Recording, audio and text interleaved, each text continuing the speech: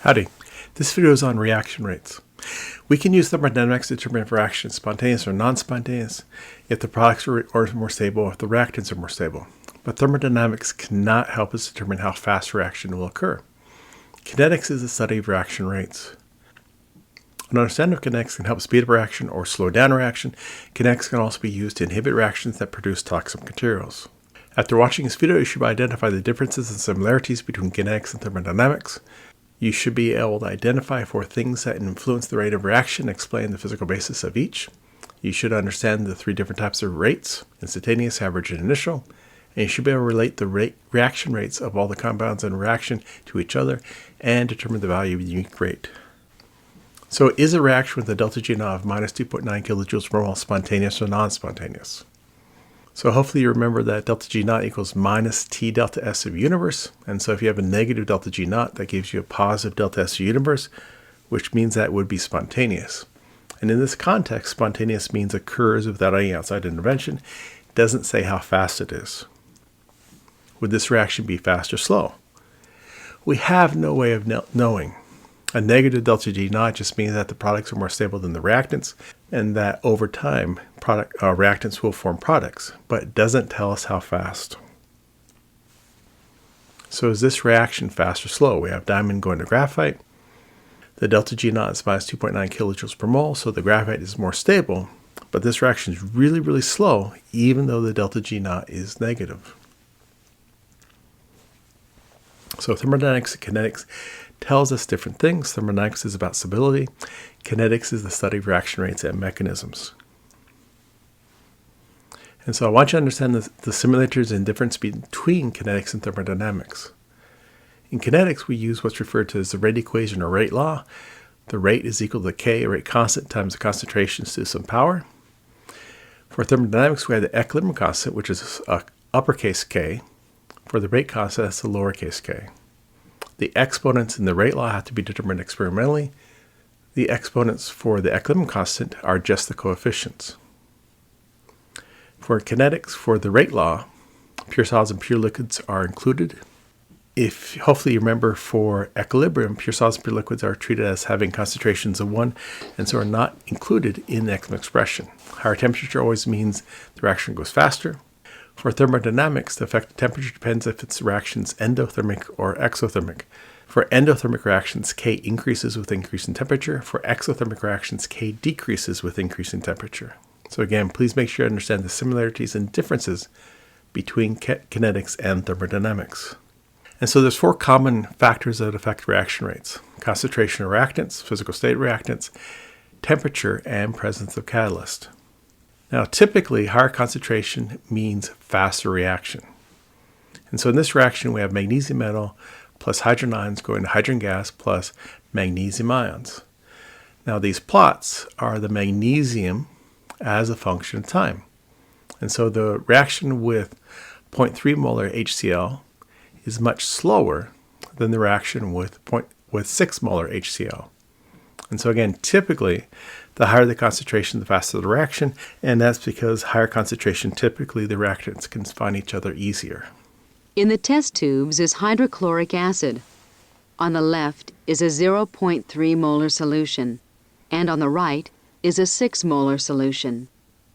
If we place a strip of magnesium metal in the 0.3 molar solution, the metal begins to react slowly.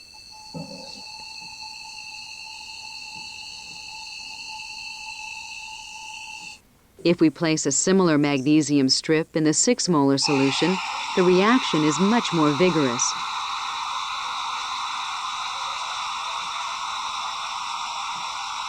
Within moments, the reaction is complete.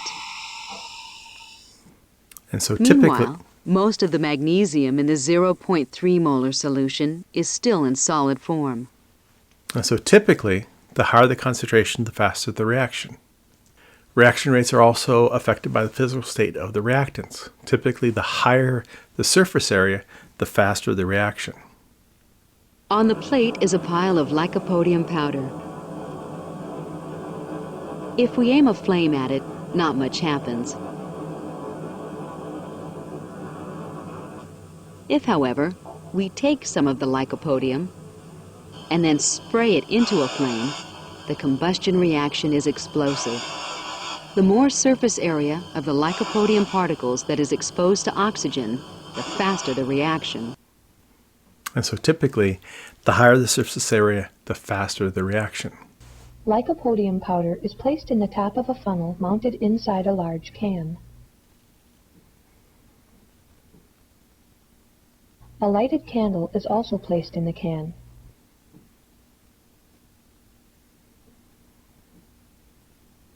The cover of the can is firmly pressed into place. Air forced into the funnel causes the powder to disperse within the can and to be ignited.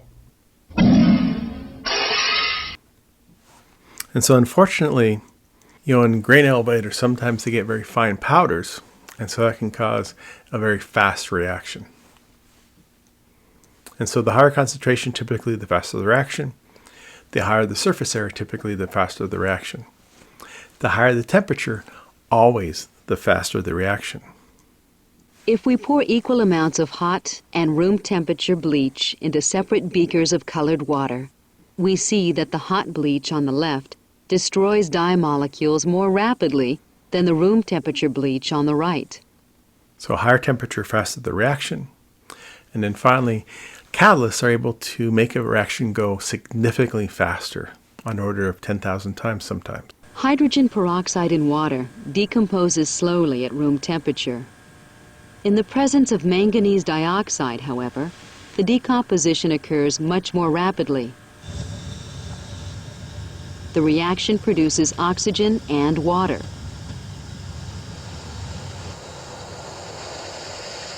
The manganese dioxide is not consumed or otherwise altered by the reaction. It serves only as a catalyst and makes the reaction occur more rapidly. So catalysts can significantly increase the rate of the reaction. Before the catalyst was added, you couldn't see the reaction going, but as soon as the catalyst was added, the reaction went very quickly. The catalyst is not consumed by the reaction, it just enables an alternative pathway for the reaction with lower activation energy. And so if you filtered out the catalyst, you could actually use it again and again and again. There are 4 common factors that affect the rate of reaction. The higher the concentration, typically the faster the reaction. The higher the surface area, the faster the reaction. Higher temperature, always faster the reaction. And the presence of the catalyst can greatly influence the speed of the reaction, make it much, much faster.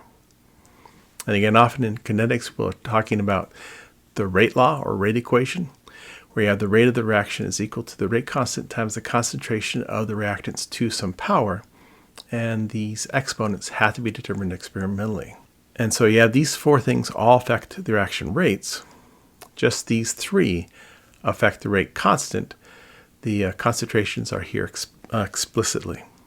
Pouring bleach into a beaker of water and blue food dye converts the dye molecules into a colorless form. The timer indicates the progression of the reaction. If we plot the concentration of dye molecules at various times over the course of the reaction, we can determine the rate of the reaction. And so by looking at the concentration over time, we can determine the rate. And so often we'll talk about rate. It's the change in concentration over change in time. If you're looking at the products, it's going to be positive because you're producing more products. If you're looking at reactants, typically the rate is going to be negative. And so there's 3 different types of rates. There's the initial rate, and so that's the rate at the beginning. Instantaneous rate, which is the rate at any given time, and it's going to be the slope of this line. And then the average rate, which is the average over time. Now for this reaction, we have A going to B. And so A is the reactant, B is the product. And so the rate of A is going to be equal to negative rate of B. And so for the average, we have 0.46 minus 0.26, 20 seconds minus, or 20 minutes minus 10 minutes, and that gives us a rate of change of 0.02 moles per minute. Now for A, that's going to be minus 0.02 moles per minute. So for the following reaction, the concentration of H2 as a function of time is shown. Is the reaction rate faster at point A or point B? And so the rate is just a slope, and so the rate should be faster at point A. Also, as the reactants are consumed, the rate of the reaction will get slower. For this reaction, each of the following curves corresponds to one of the species in the reaction, which curve represents the time dependence of the concentration of O2. And so we have two curves that are increasing, and so those two should be the products in terms of concentration over time. And so we should get twice as much NO as O2 because of that coefficient of 2. And so A should be NO, B should be O2, and then C should be NO2. Now, in the last problem, we had 3 different compounds, and so we ended up with 3 different rates. And so that can be a little bit confusing because instead of dealing with 3 rates, we'd like to deal with 1 rate. Doing this is to define a unique rate. And so unique rate is equal to minus 1 over the coefficient for the reactant times the rate of the reactant, which equals minus 1 over the coefficient for a different reactant times the rate of the reactant, which is 1 over the coefficient times the rate of the product. And so using this equation, we're actually able to define a unique rate. We're also able to relate the reaction rates of all the compounds to each other. And so for the reactants, we have negative signs because their rates are going to be negative. The concentration is disappearing. For the products, we have no negative signs. And again, don't forget 1 over the coefficients. And so which of the following is not a correct expression of unique rate of the following reaction? And so for the reactants, we have to have a negative. And so this first one is not a correct expression for the unique rate. But all the other 3 are. For this reaction, which of the following is equal to the rate of change for Br2? And so Br2 is a product. And so this is actually going to be equal to the unique rate because the coefficient here is 1. And so it should be equal to 1/2 the rate of NO, which is an impossibility. Should be equal to minus 1/2 the rate of BrNO. And so it should be this one here. And so we can write the unique rate this way. And so again, we see that the rate of change of the Br2 is equal to minus 1/2 the rate of change for the BrNO. So for this reaction, which compound will have the fastest change in concentration? And so for that, it's typically the one with the biggest coefficient. And so that would be the BrNO and the NO. They should have the fastest change in concentration. And so when you're dealing with this type of question, it's always going to be in absolute terms. So for this reaction, how much faster is hydrogen peroxide consumed than oxygen is produced? So the hydrogen peroxide should be consumed twice as fast as the oxygen is produced. And so there's 2 ways of actually answering this question. One way is you look at the reaction and you try to figure it out. And because you have 2 here, this should be twice the speed of that one. Another way is you write down the unique rate. Again, 1 of the coefficient, negative for the reactants, positive for the products. And then we want to relate the rates of the oxygen to the hydrogen peroxide. And so we can drop the water because we're not interested in that one. We can solve for the rate of hydrogen peroxide, multiply both sides by minus 2. And we see the rate of the hydrogen peroxide is equal to minus 2 times the rate of the O2. If oxygen gas is produced at 2 moles per second, how fast is hydrogen peroxide being consumed? And so again, one way of doing it is looking at the reaction. You can see, okay, so oxygen is being produced 2 moles per second. The hydrogen peroxide should be being consumed at 4 moles per second. And then the other way is you write down unique rate. You solve for what you're looking for. Just like the last problem, we have the rate of change for the hydrogen peroxide equals minus 2 times the rate of change for the O2. The rate for the O2 is 2, so 2 times 2 is 4. Don't forget the negative. And so hydrogen peroxide is being consumed at a rate of 4 moles per second. If oxygen gas is being produced, that's 2 moles per second. What is the unique rate of the reaction? And so that should just be 2 moles per second. We saw that unique rate is equal to this. And so it's equal to the rate of O2, which we're given as 2 moles per second. How much faster is O2 consumed than water produced? And so oxygen has that coefficient of 9. Water has the coefficient of 8. And so oxygen should be being consumed 9/8 times faster than water is being produced. And so one way is you look at the reaction, try to figure it out. Another way is you write down unique rate. You look at what you're trying to figure out. So we have the rate of O2 here. the rate of water here, multiply both sides by -9, and so we get the rate of O2 is equal to -9.8, the rate of water. For the following reaction, which component concentration changes the fastest? And so again, it's just going to be the one with the larger coefficient, and so that should be H2. Now it's also important that you're able to kind of visualize what these reactions mean. And so N2 means you got a molecule of N2, 3H2, so we have 3 H2 molecules, and then we're forming 2 ammonia molecules. If oxygen gas is being consumed at 6 moles per second, how fast is methanol being consumed? And so if this is being consumed by 6 moles per second, so 6 divided by 3 is 2, 2 times 2 is 4. Or again, we can do unique rate. And so we write down the entire equation. We look at what you're concerned about. We're concerned about the methanol and the oxygen. And so we solve for the methanol. It's equal to 2/3 the rate of the oxygen. And so 2/3 of -6 gives us -4. And so the methanol is being consumed at a rate of 4 moles per second. If oxygen gas is being consumed at 6 moles per second, what's the unique rate? And so that should be 2. If propane gas is being consumed at 2 moles per hour, how fast is CO2 being produced? And so 2 moles per hour here, and then we're concerned about the CO2, should be 3 times. So 2 times 3 gives us 6. We could also again write down unique rate. And so solve for what we're looking for. And so we have the rate of CO2 is equal to -3 times the rate of propane.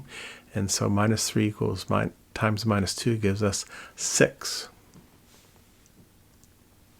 What's unique rate? And so that's just going to be 2. Now one tricky part here is that it says that propane is being consumed at 2 moles per hour. That means the rate of change of propane is -2. And so that's why we have the -2. Now the unique rate is -1/1 times the rate of propane. So -2 gives us 2 moles per hour. And so please make sure you understand the similarities and differences between kinetics and thermodynamics. In both cases, you have a K. For kinetics, it's the rate constant, it's lowercase. For equilibrium, it's Ekman constant, it's uppercase. In your Ekman expression, exponents are coefficient. For the rate law, rate equation, the exponents have to be determined experimentally. In terms of kinetics, pure solids, pure liquids are included. In terms of thermodynamics, pure solids, pure liquids are treated as having a concentration of 1 and so are not included in Ekman expression. For kinetics, higher temperature always means faster reaction. For thermodynamics, if it's endothermic reaction, it means K will increase with increase in temperature. For exothermic reactions, K decreases with increase in temperature. And please remember there's 4 factors that affect reaction rates: concentrations, physical state, temperature, and presence of the catalyst. I hope that helps.